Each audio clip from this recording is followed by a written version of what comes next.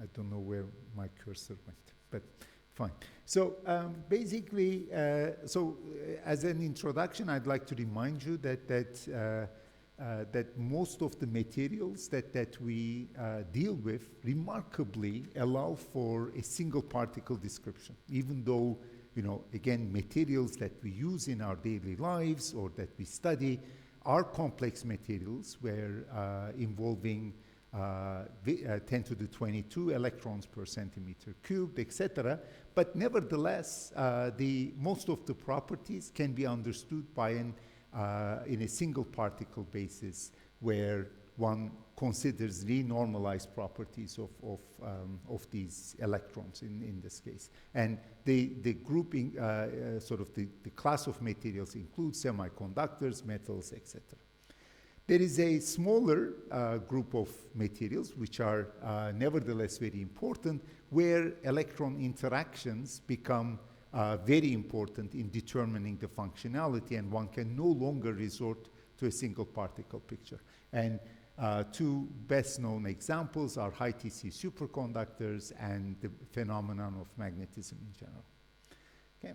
And so now what distinguishes this last class from the larger class of materials like semiconductors is that they're extremely, the correlation effects are extremely difficult to analyze, and I imagine some of you are actively working on methods that can be used to approximately describe the correlation effects. But there is a big prize at the end. You actually get really interesting phenomena like fractionally charged particles that come out of these interactions. All right, so I try to motivate, and I'm a bit disorganized because I'm still worried about my cursor that I cannot use. So a laser pointer would really be nice if there is one. This one is too weak. Okay. So I'll just use my hands and try to improvise. So basically, so I try to motivate why strong correlations are important. So then the next obvious question is, when do strong correlations arise? So what is the requirement if you're interested in studying strong correlations, say in the lab, we want to choose a material which we cannot explain simply by a Hartree-Fock theory, okay? So what do? We actually, the starting point is to look at how strong the interaction effects are.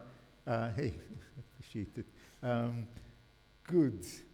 Yes, we have it now. So we need to basically look at the two dominant, let's say, energy scales. And these are the electron-electron Coulomb interactions and the kinetic energy, characteristic kinetic energy of electrons. So if you have a semi-metallic system, then the characteristic kinetic energy is given by the Fermi energy, or more specifically, if you're considering bosonic systems, would be the length scale associated with the average particle separation, or the energy scale that is determined, I should say, by the reciprocal squared of the characteristic particle separation.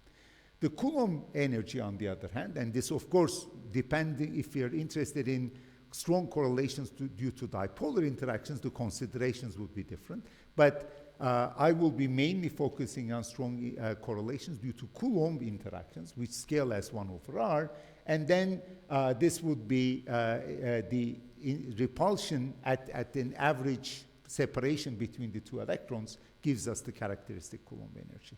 Now, note that the kinetic energy, characteristic kinetic energy, scales as the electron density, whereas the Coulomb energy scales as the square root of electron density, which tells us the kind of counterintuitive result that actually lower the electron density is, the larger the separation of the electrons are, then the more likely the correlation effects become, okay? So there is, of course, a caveat here, so one should keep in mind that just lowering the electron density down to 2 in a micron-sized device would not work, because there is a lower limit that comes from the disorder. So basically, all these considerations actually take into account that the electrons will feel each other and will modify their wave function, many-body wave function, accordingly. So if there is disorder, electrons would localize at different potential minima, and then it would be a very boring material to deal with. Okay?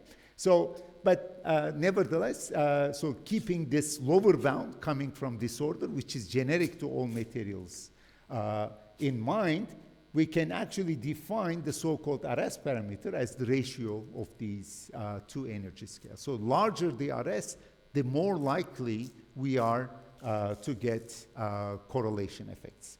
Now, unfortunately, RS really needs to be very large. So it's not like RS larger than 1 or 6, as a Hartree-Fock description would suggest, is sufficient to have correlation effects. And let me discuss one specific case. So let's assume that we have a perfect disorder-free two-dimensional material hosting electrons. Let's call it a semi-metal. So electrons fill up a Fermi sea in the absence of interactions. And this is indeed what happens when RS is small. The electrons form a Fermi liquid. But if we lower the electron density such that the RS exceeds 36, then the lowest energy configuration is not one that of electrons in completely delocalized states, but rather the one in which electrons crystallize to form a so-called Wigner crystal state, okay? Which was predicted essentially 90 years ago, although the experimental realization took quite a bit longer than that, okay? So this is, let's say, the prototypical correlation effects that you go from a liquid-like state to an ordered state which breaks translation symmetry, translation invariance spontaneously. So, but as I said, I mean, getting up to 36 is not easy because you need to have materials. If you look at the RS parameter, it scales as the effective mass. You need a large effective mass. It scales inversely with the dielectric constant, so you need a material where screening is weak, okay? And these are not easy to obtain, although the material system that I'm going to tell you about does satisfy these requirements, but barely so. So then the obvious question is, so is that it? So if these conditions are not satisfied, should we give up and use Hartree-Fock theory and look at other materials? The answer is no. So there are two ways around it that the community has used or pursued. One is to apply a large magnetic field that is perpendicular to the layer. So I'm going to focus on 2D materials exclusively. In this case, what happens is that we all know electrons form cyclotron orbits. Classically, quantum mechanically, we know that all electronic states are, or the band dispersion is transformed into a bunch of lambda levels, which have zero dispersion. So basically, constant energy lambda levels with the high degeneracy determined by the magnetic field. So what that means is that if our electron density is such that we only fill one lambda level, and if the other lambda levels are higher up, there is no kinetic energy anymore. So we've completely quenched the kinetic energy, and therefore the only relevant energy scale is interactions. And this is the reason why you can actually start out with a very lousy material in terms of RS parameter like gallium arsenide, or indium arsenide is even worse. Then if you apply a large magnetic field, electrons become strongly correlated. They exhibit fractional quantum Hall states. Now, the other method, which is a bit neater, is to use a periodic potential to generate electronic flatbands. That is, basically, even though you might start out with electrons with a relatively light mass, if you subject them to a potential, their effective mass increases. If they sit in deep potential wells, it will be harder for them to hop from one side to another, right? And in this case, again, one could actually get strong correlation effects. And many of you know about this. I imagine that the sizable portion of the audience here actually have either worked with or have heard quite a bit in Munich about cold atom quantum simulators. So the idea here with cold atoms is that you create a lattice potential using an optical lattice, and then the atoms in this potential are basically localized at the potential minima, hop from one side to another, and this is essentially a system where you can see strong correlations, as beautifully demonstrated by experiments from Emmanuel and Monica's groups. And actually, this is motivated by the original, so to speak, quantum materials, and these are, say, the cuprates, where one does not look into S or P electrons, which are kind of boring, but the D or F electrons, generically, which are relatively tightly bound to their atoms, their host atoms, right? And then they have weak hopping from one side to another, and in this way, they can exhibit strong correlation effects. And this is the phase diagram of cuprates that you have probably seen many times over. So you can see that there are rich phases as one, in this case, changes the hole doping, and this is, again, a consequence of the strong interactions in the system. Now, these two standard sort of systems for exploring correlation effects couldn't be more different from each other, right? So in one case, the length scales are angstroms. Here, it's microns. The energy scales go from several electron volts down to nano-electron volts. Now, what I'm going to tell you about today is an intermediate platform, basically that has length scales on the order of 10 nanometers, energies on the order of 10 to 100 milli-electron volts, meaning that the physics, the strong correlations would require cooling, but only cooling down to liquid helium temperatures, maybe even not even that. Okay? And you can also try to distinguish these in terms of their desirable properties, which would be tunability and functionality. So atomic systems are almost fully tunable, maybe with some limitations with long-range interactions, but I understand that there's also work in that direction. These strongly correlated materials are absolutely not tunable. So every point in this diagram requires a different material, right? You need to change the hole doping during growth in order to get another, let's say, line where you can change the temperature, of course, right? But functionality, cold atom quantum simulators are completely, I don't want to call them dysfunctional, but they are not functional, right? Because they're simulators. They're meant to realize states which actually either do not exist in real life or that mimic the properties of real materials. Whereas the whole reason why the community has been so interested in correlated materials like cuprates is because there is a prospect of an application of a functionality that by eliminating electrical heating in transfer of electricity, we could actually do wonders, okay? So that's, and the material system I'm going to tell you about is somewhere in between. So they do have tunability, not as much as cold atoms, and they actually exhibit functionality. If you, as you have seen in Pablo's experiments,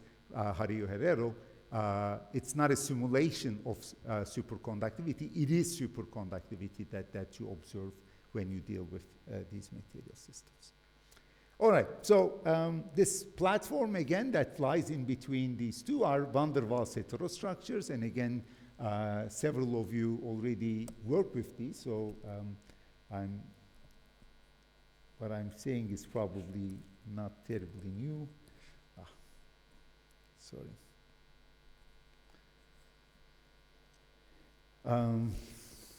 All right, so what makes them, these materials, interesting is that they have, they're layered materials. They have strong covalent bonds which keep the atoms in a certain lattice structure in plane. So this is generically honeycomb-like structure. Could be graphene, could be semiconductor, transition metal dichalcogenides, or boron nitride, which is an extremely good insulator with the band gap of 6 electron volts. Now, even though the bonds in plane are strong, the bonds that keep the layers together are weak van der Waals interactions. And since these are much weaker than the in-plane bonds, it is easy to sort of separate the layers from each other. And this is kind of the ingenuity of Geim and Novoselov to demonstrate that actually one can use rather sort of mundane methods to exfoliate these materials, in their case initially with graphene, down to a single monolayer, single atomically thick layer, okay? Now, once you have that, you can make yourself a library of several different monolayers or bilayers, if that's of interest to you. And then you can actually, using a polymer stamp, you can pick them up and stack them on top of each other. And this way, you can actually create new materials, new heterostructures that are free of, almost free of strain effects, and that can exhibit new functionality. And this is kind of the working principle of van der Waals heterostructures. Okay? Now, you can stack them. Initially, the idea was to basically either ignore the lattice constant difference, or if they have similar lattice constants, just try to make a nice stack. But what was realized, what was first proposed by Alan MacDonald and Bistritzer, and then realized by Pablo Jarillo Herrero, is that actually if you introduce a twist between the layers, then things become even much more interesting. And this is the Moiré materials. And here is a sketch of it, which tells you that, or shows you that if you have two honeycomb lattices with the small twist angle, one layer twisted with respect to the other one, there is a new superlattice emerging in the system with a much longer length scale, okay? So the idea then is to explore the regime when you roughly have one electron per unit cell, and if the unit cell has 10 nanometers length scale, then interactions can become extremely strong. The on-site interactions could be 100 milli-electron volts. Nearest neighbor interactions could be 40 milli-electron volts, so again, higher than room temperature. And then, depending on how deep the potential are, the hopping can be extremely small, smaller than milli-electron volts. And in this way, you can actually engineer a strongly correlated system. I find it really remarkable that the first example of this was actually in graphene, which has electrons that are massless, right? So these are Dirac electrons. So this is, in a way, the worst case you can imagine starting out with, because because of the lack of mass. And what these guys have shown is that for certain spatial angles, they, out of these Dirac bands emerges a very flat band where the Dirac velocity actually goes to zero. Okay? And this is the system where they observed correlated insulators separating superconducting phases. And this was like 6 years ago and really started a huge field.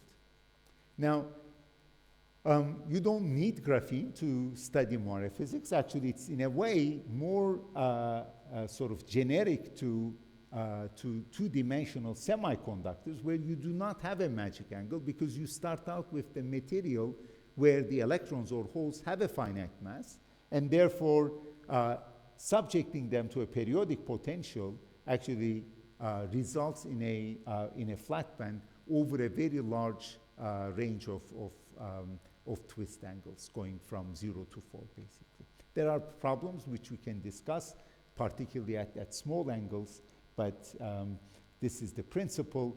And so basically, the twist angle in this case is a tuning parameter rather than basically, in the case of graphene, you need to go for a particular twist angle. Okay? And the drawback here is that the electrical contacts are very difficult to make. This is a challenge that has been, let's say, met by a few groups, but generically, unlike graphene, making good transport measurements is difficult, but one can use optical spectroscopy to study these systems. Okay, so that would be our focus. That's my general introduction. If you have any questions on this, you can pose it now. If not, we move on. So basically, in this tutorial lecture, I will tell you about the two-dimensional semiconductors, the transition metal dichalcogenides, about their elementary properties, and then I'll tell you about how we can study the elementary optical excitations when we have free charges. Because again, keep in mind that the focus of this is not about some photonic device, polaritons, etc., but really how we can use optical spectroscopy to probe strong correlations between electrons or holes in the system. So in that sense, we need to deal with how electrons or holes interact with light, or in this particular case, interact with excitons, which is the polarization wave, as I will tell you. Okay, so again, the workhorse of this lecture would be transition metal dichalcogenides. So these are layered 2D valley semiconductors. So I'll try to explain what that means. So it's actually a large group of materials. The number of two-dimensional materials, which have this property of weak van der Waals bonds and strong covalent bonds in plane, the number is more than 5,000. So it's rather a generic scenario. TMDs form a important, but let's say a small class. And depending on which transition metal and which chalcogen one has, these could be semiconducting or even superconducting, as in the case of niobium diselenide. Okay? So we'll be focusing on the semiconductor ones, and this is actually what I mean by a monolayer. It's actually 3 triangular lattices where the bonds between different atoms is covalent, is strong. So we can treat this as a monolayer. If you look at it at a distance, actually this trilayer structure looks like a monolayer honeycomb lattice. And monolayer honeycomb, where the A sites, say, are the transition metal atoms forming this triangular lattice in the middle. And then the B sites are 2 chalcogen atoms sitting on top of each other, forming a triangular lattice, actually 2 aligned triangular lattices. So this is the lattice structure. And when you look at it this way, one sees that actually this has the same lattice structure as graphene, so should allow for a similar description. The Bloch bands should allow for a similar description. And this is indeed the case, that one can get good qualitative understanding. And in the Brillouin zone associated with this lattice structure has these 2 high symmetry points on the edge of the Brillouin zone, K and K prime. And what is generic to these materials, which is also the case in graphene, is that the low energy physics takes place in these K and K prime or minus K, I will use alternatively, points of the Brillouin zone. Yes? I always wondered that actually oxygen is also the chalcogen group, but it is considered like all these oxide materials, they consider to be conceptually different. Can you maybe quickly explain why we separate? Yes, so the question is why oxygen, even though it's also a chalcogen, is treated differently and doesn't lead to the same kind of let's say, material properties. I must say I do not know. Okay, so you're right that oxygen is problematic, particularly for sulfur. You know, the sulfur can be exchanged with oxygen and then you lose the material properties, etc. But why we do not deal with molybdenum dioxide, if it does form such a lattice structure, and if it does, what are its properties, I do not know. Okay, other questions that I cannot answer? All right, good. So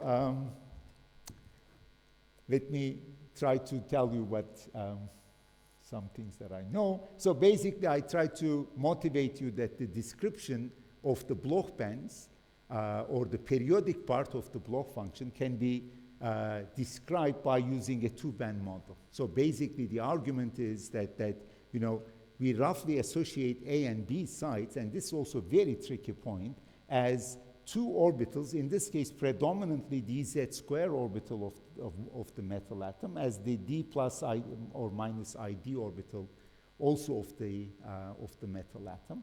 And basically the Hamiltonian describes us how a finite momentum, crystal momentum, mixes these two different sort of orbitals to form the periodic orbitals that are that as a function of the momentum that we're dealing with. So this Hamiltonian you can start out, you can arrive at by considering a tight binding-like model where the atoms hop from one orbital, or the electrons I should say, hop from one orbital to another at the edge of the Brillouin zone, okay? And then you will find that if K, the crystal momentum, is exactly equal to capital K or minus K, this hopping goes exactly to 0, okay? And only if you deviate from the K or minus K, then you have a linear contribution to the mixing between these two orbitals. And that's what this Hamiltonian describes. Delta here is the band gap. In graphene, this is 0, and then you have the so-called Dirac electrons, okay? And in this case, you have a finite band gap. That means that this is a massive Dirac model where 0 momentum states are well separated from each other, okay? So that's our model. And what tau here stands for is it can either be +1 or -1, depending on whether the electrons are in K or K prime value. Okay, so these are basically the time reversal counterparts of each other. Now, this is an approximate model, as I said, but it works, at least at the qualitative level, it works well, particularly for understanding the most important optical property, that is the polarization selection rules associated with optical transitions, okay? So to see this, what we can do is we can do minimal coupling if you want to consider how these electrons, these Bloch orbitals, couple to each other when we introduce an electromagnetic wave. What we need to do is to replace the crystal momentum K with K minus E times the vector potential. Now, let's focus on K valley, where this tau is 1, okay? And let's consider right-hand circularly polarized light field, where the vector potential can be written as A naught times x plus Iy, okay? And so basically, if I introduce this now, what I find is that I have two contributions coming from replacement of Kx and Ky, and they add up, and I get 2 times E times A naught, and this is the response of the material that tells us that in addition to a finite momentum, the two bands which form the conduction and valence band can also couple to each other if you have a finite vector potential. A here is the annihilation operator, so I assume that I quantize the electromagnetic field in the cheap way.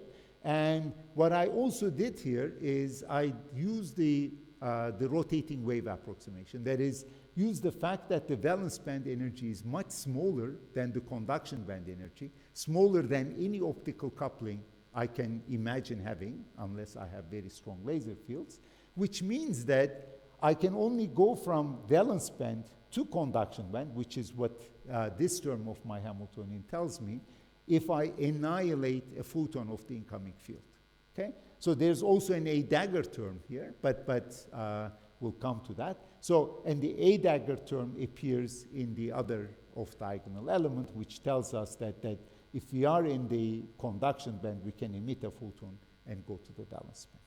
Okay, good. Now let's do the same approximation, but assume left-hand circularly polarized light field. Now, here the two terms from AX and AY added up. Here they subtract because of the sign change here, and what you find is that there is absolutely no coupling in rotating wave approximation to the electromagnetic field, okay? So that means that if we are considering electrons in the K valley, they will not respond to left-hand circularly polarized light field. They will only respond to right-hand circularly polarized light field. This is different, of course, because again, if I consider the complex conjugate of this, the A dagger term, the non-rotating wave term, would couple actually through even if it's left-hand circularly polarized, you can actually generate a photon and take an electron from the lower band from the valence band to the conduction band.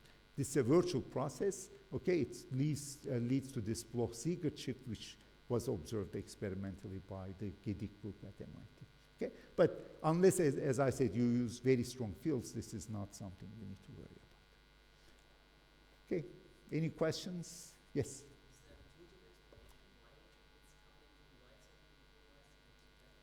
Yeah, so it depends on sort of which valley you use, so I mean, because in some papers you will find that the K prime valley would be sigma plus, so this is a side issue. But the answer that I will give you is this, that the intuitive answer.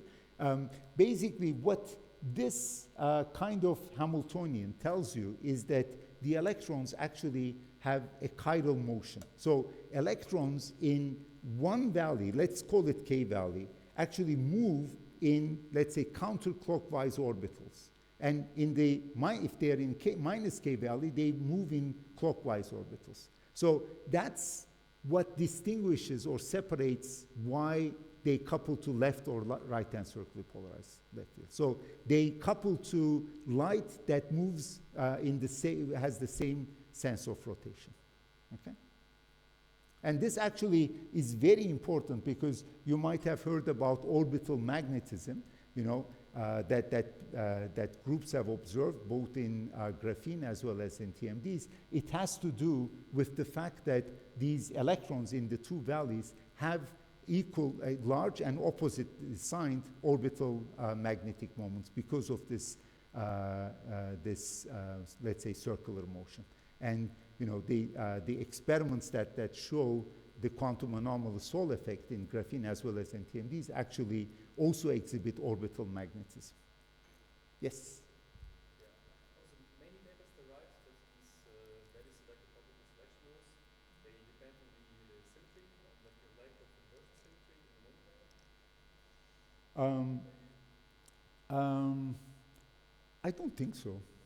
No, because again, I mean, graphene has inversion symmetry, and if you just, yeah, okay, so let's put it this way. Maybe I should not rush to that, because again, it really comes from the effective mass, which relies on the inversion symmetry breaking. So it is correct, yes. Because again, this description of this circularly polarized coupling is correct to the extent that the band gap is large compared to the momentum or the contribution of the vector potential. So in that sense, you have an effective mass due to inversion symmetry breaking.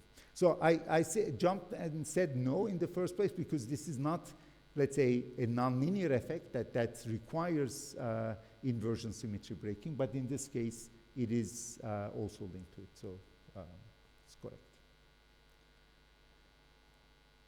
All right, so let's move on. So now what I try to argue for you is that the selection rules are such that I have these circularly polarized photons couple electrons in the valence band to conduction band or vice versa, and opposite in the minus K or K prime value, okay? And this actually, unlike gallium arsenide, this is a spin-independent effect. So there are 4 bands, 2 conduction bands, 2 valence bands with a large sizable spin orbit splitting, ranging in the conduction band from 20 to 30 millielectron volts to 200 to 400 millielectron volts in the valence band.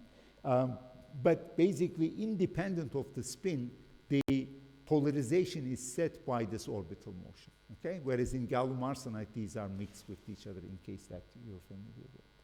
Okay. Now, the other point that I want to make is that this single particle picture that I've been discussing in terms of optical response is not a good one in TMDs, and that's due to the fact that the elementary excitations are not free electron hole pairs, but rather bound states of an electron and hole, which we term excitons.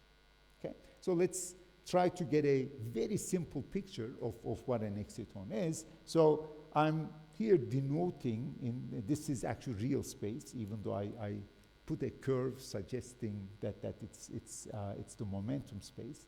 So typically, I will start out with the neutral material. Fermi energy is in the gap. This is the conduction band. This is valence band. All valence band states are occupied. Okay? So then comes a photon and excites one of these electrons to the conduction band. Let's assume this is K value. It's the sigma plus photon that is absorbed, and we generated an electron. Okay? So that's the single particle picture.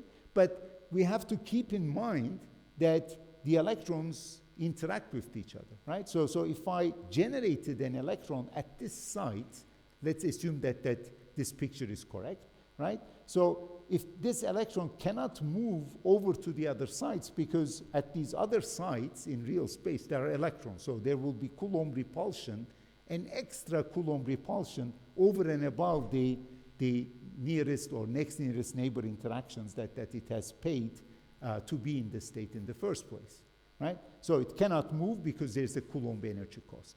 But it can actually bind to the hole that it has left behind, and this complex can now move in the lattice, and that doesn't have any Coulomb energy cost, okay? So this is a bit I'm tricking you a bit. This is the picture for Frankel excitons, which are prominent for molecular systems.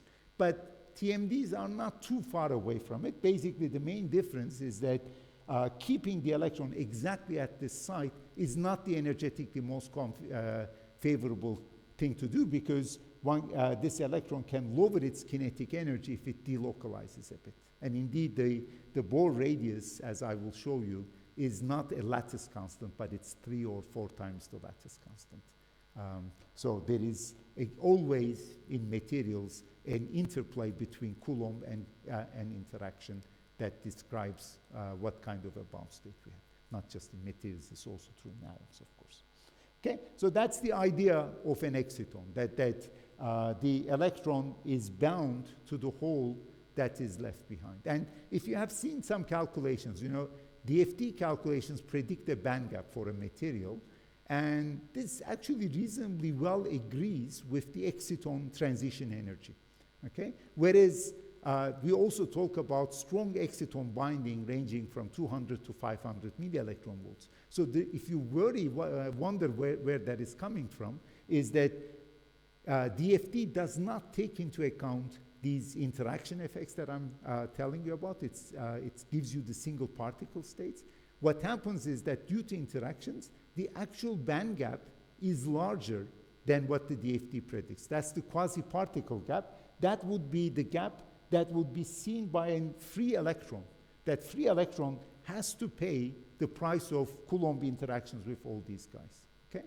Whereas once you form an exciton, you pretty much avoid this because of the correlation between the electron and the hole. At least, again, that's kind of a hopefully intuitive picture. All right? So now, then the picture that we have is that these transitions are excitonic transitions, and even though the interactions here are not exactly Coulombic, there's a correction coming from the two-dimensional nature of the material.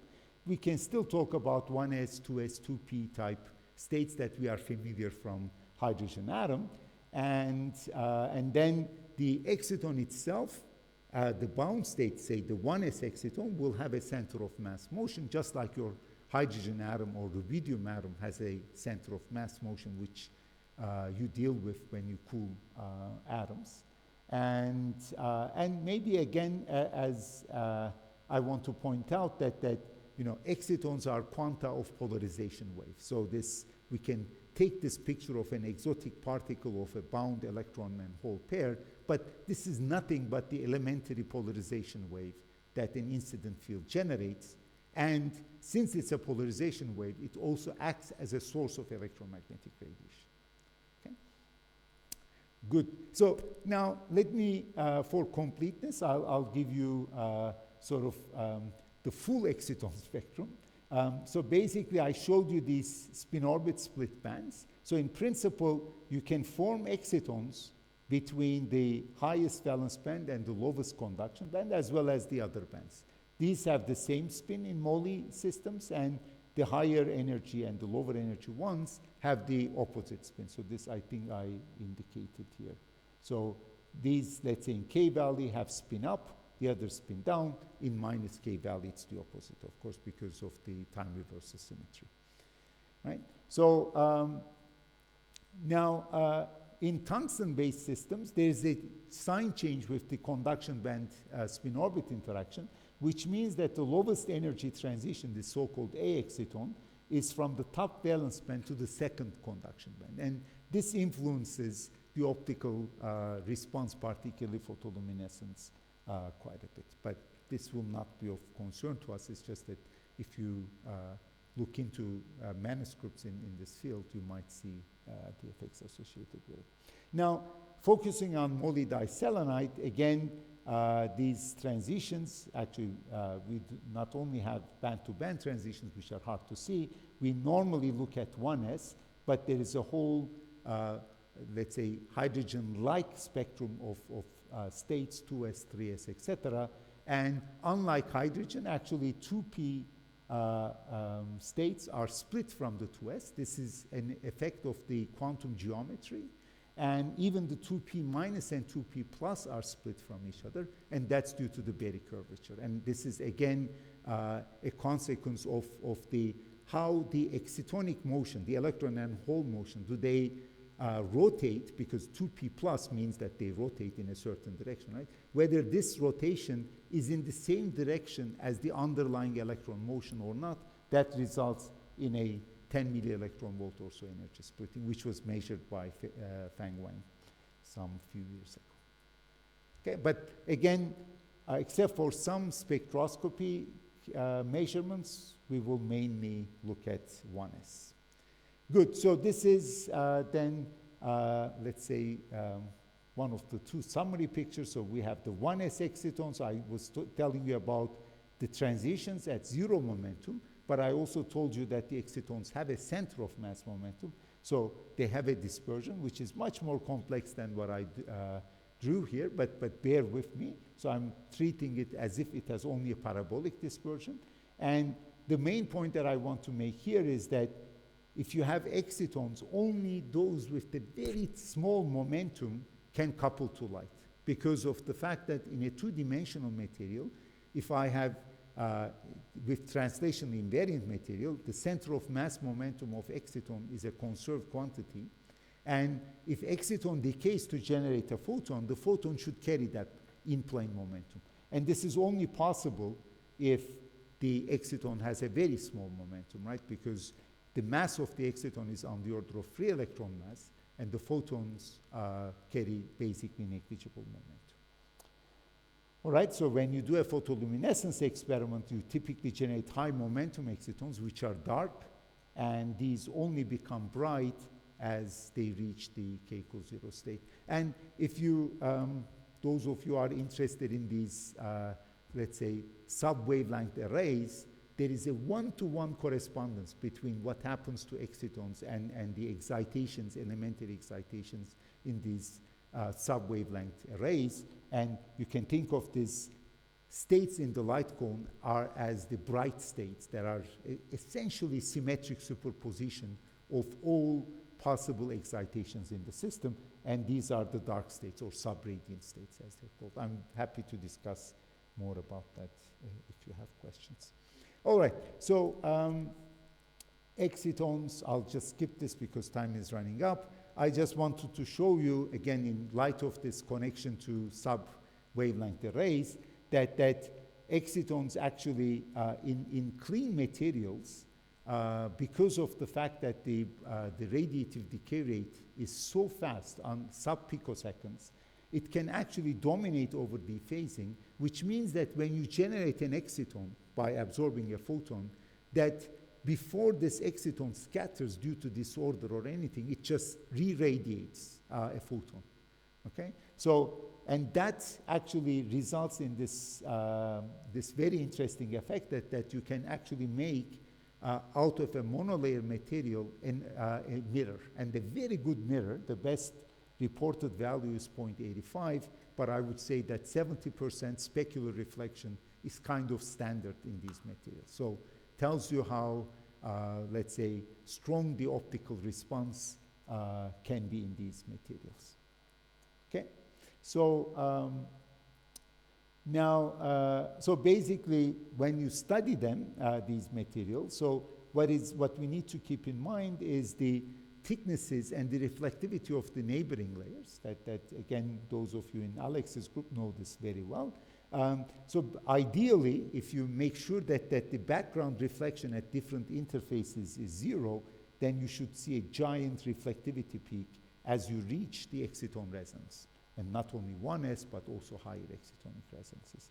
The highest peak that we have observed is more than 40 times increase with respect to background, but this is not necessarily a good thing. Sometimes it's better to have more modest reflectivity.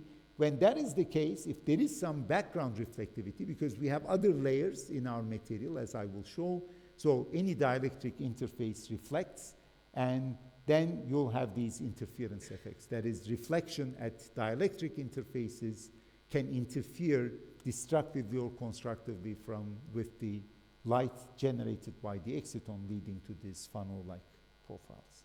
And you can even actually change the sign and have a dip in reflectivity. So these are standard in spectroscopy.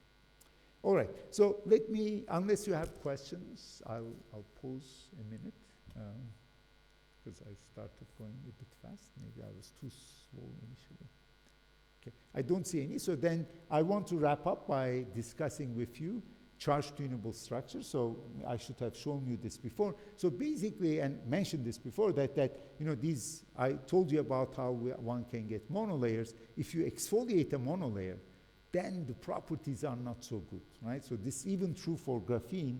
What you really need to do is to encapsulate it with thin boron nitride, okay? So this has this magical effect of leading to very clean interfaces, and any dirt that you might have left between on top of the material is pushed out when you do the encapsulation. And these narrow lines and high reflectivities are observed when TMDs are embedded inside boron nitride. It's same also applies for high mobility graphene devices that you either need to clean them with circuits, with applying high currents or AFM cleaning, but the easy way is to encapsulate in boron nitride, then the material quality increases dramatically. Telling you that it's really mostly the surfaces that exposure to other materials, absorption that matters, not the quality of the two-dimensional crystal utility. Anyway, this is the structure, and the reflection I was referring to was reflection at this boron nitride air interface. Boron nitride has an index of 2.1, so there is a sizable reflection there, there's sizable reflection here, and these can interfere and be comparable with the light generated by excitons. This is a picture, actual picture of the device with several layers indicated. Okay, so now I want to show you how the reflectivity changes as a function of an applied gate voltage that changes the charging condition, right? So initially we start with charge neutral device. So in this case, let's say we do not apply any voltage, and this is the color-coded reflectivity. So if I do a line cut, I see a reflectivity peak like this. In this case, only a peak reflectivity of 2, and this is our 1s exciton. And there will be a much weaker 2s exciton at about 120, 130 milli-electron volts above, which is not in this plot. Okay, so that's the simple line, which is not terribly interesting, but it gets more interesting if you inject electrons into the system, right? Because, and in that case, what you see is two things, that this exciton broadens and blue shifts with increasing electron density, and this is how gate voltage is converted into electron density here, and there's a new resonance that appears on the red side and picks up oscillator strength from the exciton. Okay, and this is now the line cut that you get. as you see, now both resonances are negative because their reflectivities have come down. So now the identification, and I will not go too much into detail for this, are that we actually treat the exciton in the presence of electrons, degenerate electrons, as an impurity, and this impurity can be dressed to form two different polaron branches, exciton-polarons. One is called repulsive polaron, the other is an attractive polaron. And the oscillator strength here scales linearly with the electron density in the opposite value. That is, if I generate an exciton in K value with sigma plus light, then the oscillator strength of the attractive polaron will scale linearly with the electron density in the opposite K prime or minus K value. Okay? And this result is exact if for low electron densities.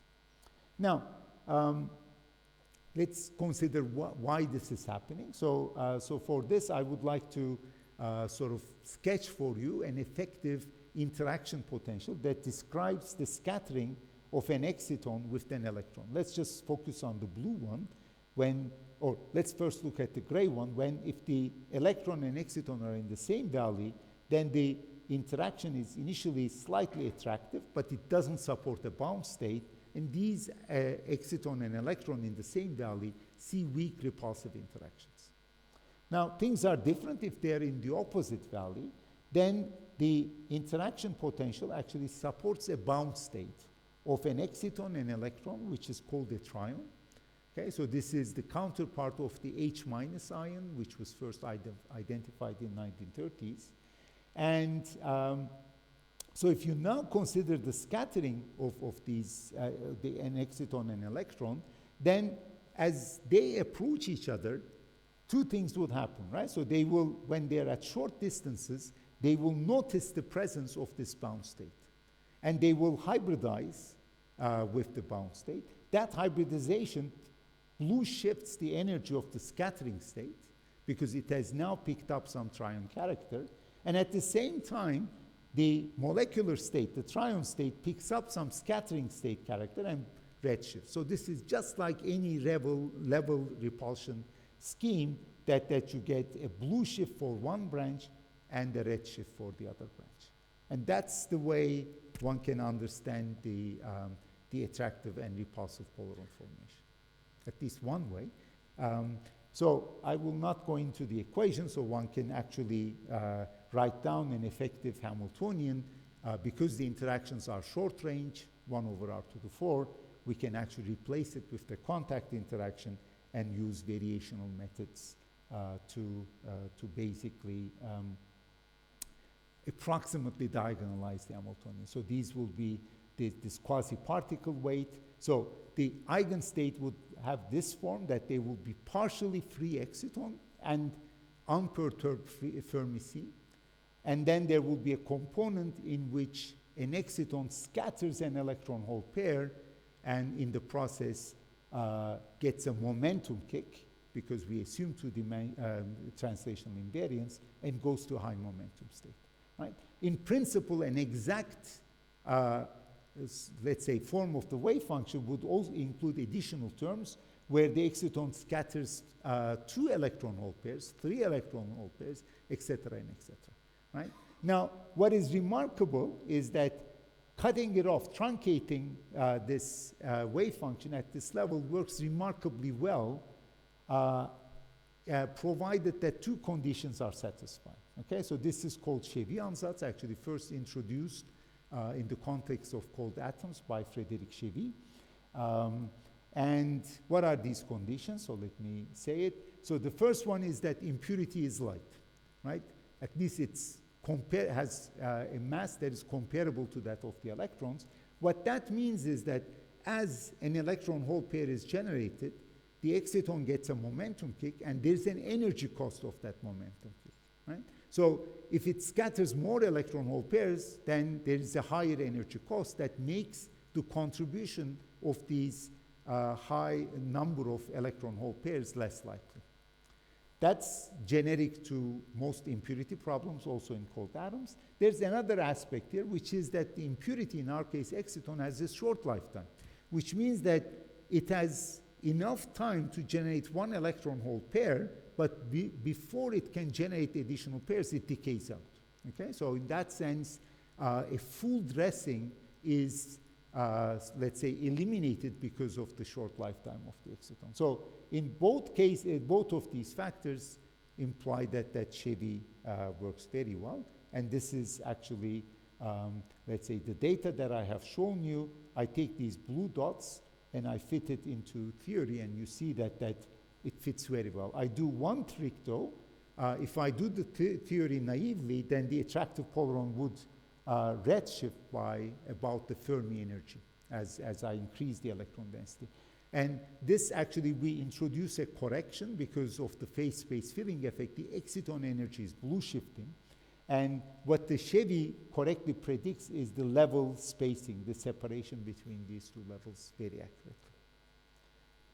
All right, so maybe for those of you with atomic physics background, I want to give you this analogy that how to understand polarons by invoking a resemblance or analogy to the Davis-Cummings model. So in Davis-Cummings, basically one deals with n atoms inside the cavity that couple identically to the cavity model, right? So these are two-level atoms with ground state and excited state. They're all identical. They're all inside the cavity, which I'm assuming to be blue detuned, and they all couple to it. But as we know from Davis-Cummings model or the decay model, the problem actually is simple if you have uniform couplings, because we can say that there is a symmetric superposition of all these atoms.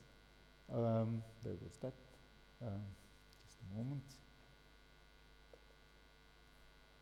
Yeah, a symmetric superposition excitation of these atoms, which we call it a bright state. That's the one that couples to the cavity. All the other states are dark states with different minus signs in the phases between the different atoms. These do not couple to the cavity. Actually, they do not, if they're all within the wavelength of light, they do not even decay, right? These are therefore called dark states. And it's the bright state that hybridizes with the cavity and form these two, let's say, cavity polariton states, if you will.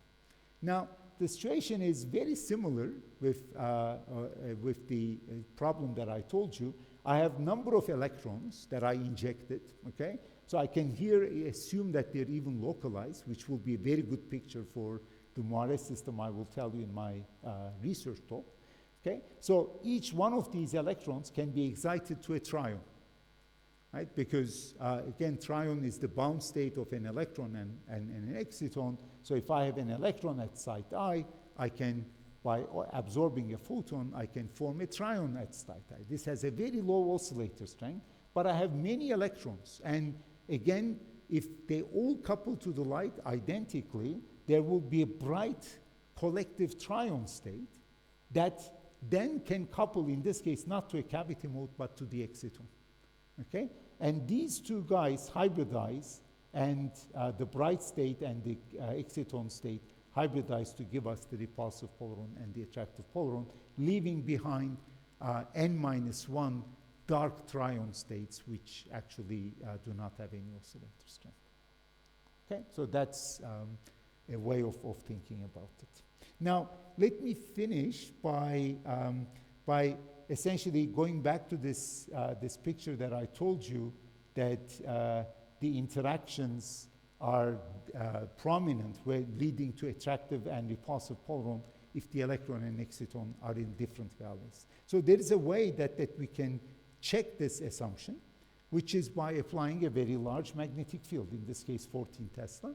So what happens if you apply 14 Tesla is that because of the large Valley-Zeeman effect, so to speak, so-called, that there is an energy shift between the electronic states in K and minus K valleys, and you can actually, up to several densities of 10 to the 12 or higher, you can make sure that all the electrons that you inject go into one valley, say in this case, minus K valley, okay?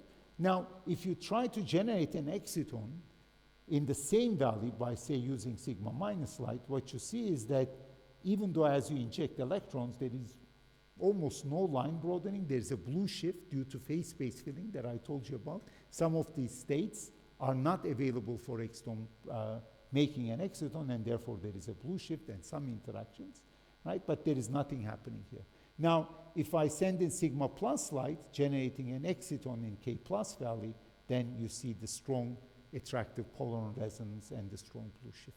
Basically, confirming the picture that I gave you, that I tried to present to you, that the attractive polaron formation is linked to the presence of the bound state, the trion, and that this is only possible if you have electrons and excitons in different values. All right, so what I try to convey here is that TMDs are outstanding materials for optical materials, at least when they're encapsulated by boron nitride.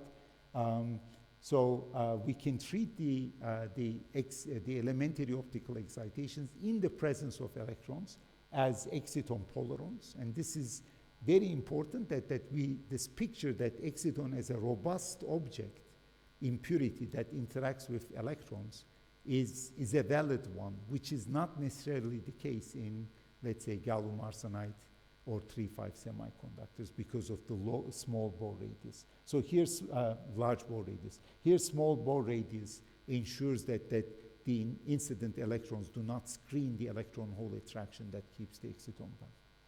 Okay? And the last thing I showed you is that the attractive polaron resonance yield information about the degree of spin polarization in the system. So this was a trivial spin polarization, but in the next lecture or research talk, we'll see the cases how we can use this when the electrons are only sort of have a small degree of valid polarization.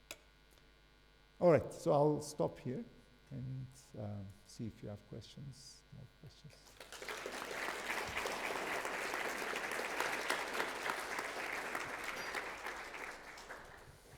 So thank you so much for the nice tutorial talk.